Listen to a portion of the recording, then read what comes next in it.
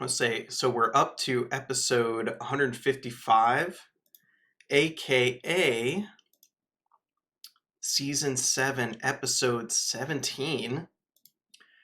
This one's called Hopes, and it's a good thing that Lady Nagant showed up at the end of last episode, because the thumbnail for this episode has her in it. So rest in peace to you if you were actually browsing the page, I guess, and got spoiled on that.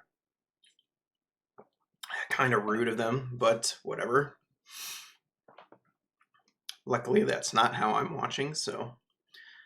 All right, let's see what's going on. Let's see who they bring in. I had some thoughts last episode that maybe we're going to see Overhaul, but on the hero's side, which would be pretty wild to me because he's one of the most, like, actually evil villains in this show. Like, circumstances did not make him what he is. Like in the case of, like, your Twices or Dobbies or Togas. Like, he's just straight up evil. So I have a hard time. If the show tries to rehabilitate him, I kind of don't believe that. So not only did she survive, but her power uses her body, right? Like, the gun and the ammo and everything come from her. So this seems like not a great situation for her. Like, I think it's a little wild that she lived. Like, the show went out of its way to make us think, oh, this explosion thing happens and you're just dead. It's like a Voltorb, self-destructing. So even though I still kind of like that she's alive, though, even though it's kind of unbelievable, because she has, like, one of the best character designs in the whole show, and it was kind of a waste to only get to see her for, like, an episode and some change. Imagine if that was it and a bullet to the head actually could kill Shigaraki. Every shot counts. My noble aspirations. Seeing her as a kid is kind of funny, because, like, how do you handle a kid whose quirk is gun? That's very wild. Like, your kid at 4 says, hey, look what I can do, Mom, and gets, like, locked and loaded. That's such a bizarre image or thought. To live. Do you think her gun was like a handgun at first, and as she got older it became a rifle? Let's go, buddy. I mean, the problem with leaving the coffin is that he doesn't have any backup anymore. Like, yes, I think Midoriya alone can beat Shigaraki, because that's kind of like the whole point of the show, but also the allies he has gathered is also part of the point of the show, right? So we'll see how this goes.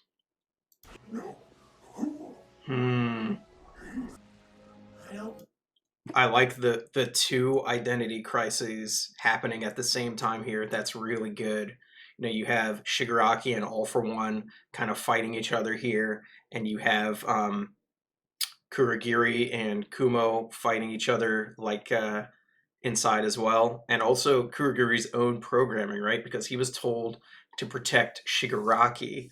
So will he really obey the second All For One, the All For One that's in Shigaraki, or will he only obey Shigaraki himself? And the shot of his house. Oh, that hurts so bad.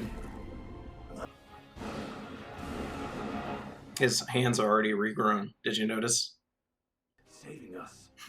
The marketing class. I love these guys. They're all at the top of their game. Not just the ones in the hero course.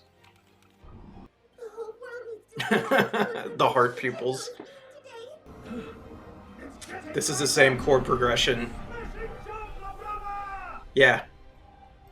The chord progression in this music is the same as the one that's normally when, like, One For All is powering up. It's a different song, but it's the same chords, the rising chord sequence.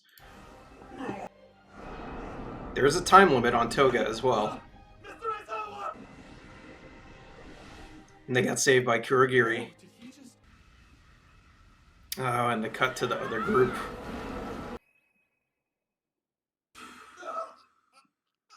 What's going on? Jeez, I was flying so. That snack? What what is up with all the Gen Z talk? This is funny. And actually, I'm forgetting what her quirk does. Did she just like yowify him? Is that what's going on? It's the other school.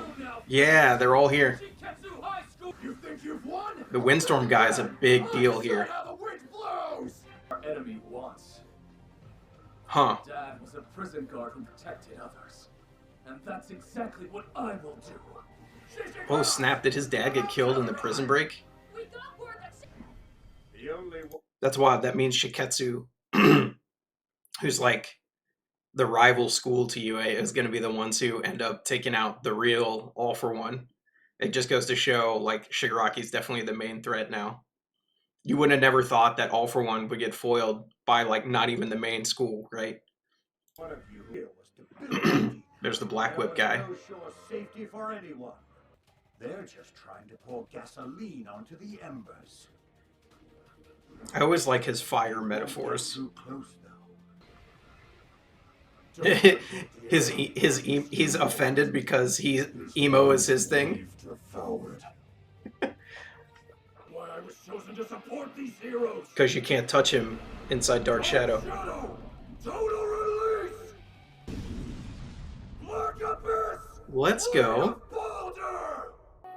Now, I don't think that took him out, obviously. There's a lot after the credits here. When the battle turned. Post credits. matter of compatibility. Yeah. Whatever the issue from She doesn't actually care enough about All for One to do that with him. Can't use any quirks beside real Toga. Ah, they did lose her. Case. Toya enough? Why can't I use their quirks the same way I use Jean's? Or even Ochako's? Jean was able to do it. Yeah, so she can't quite do everything he could do. Why can't I? Interesting stuff going on here with Toga.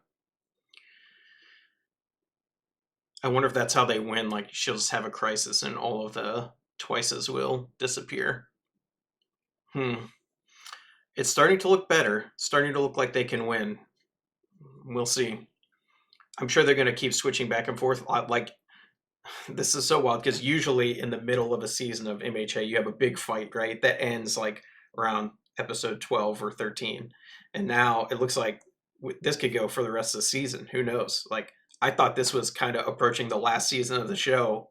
And here, I don't know really if this is going to end by the end of this season. Like, this fight could go the rest of the season. So we'll see.